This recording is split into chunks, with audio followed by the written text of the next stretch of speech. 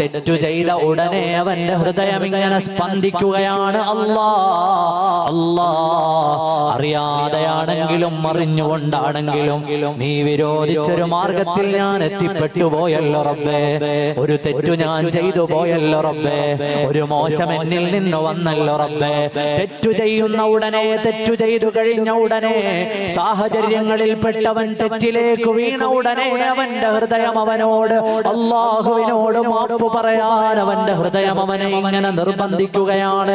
അവൻ ഖേദം കൊണ്ട് പരവശനാവുകയാണ്. റബ്ബിനോട് അവൻ മാപ്പ് പറഞ്ഞു. അസ്തഗ്ഫിറുല്ലാഹ്.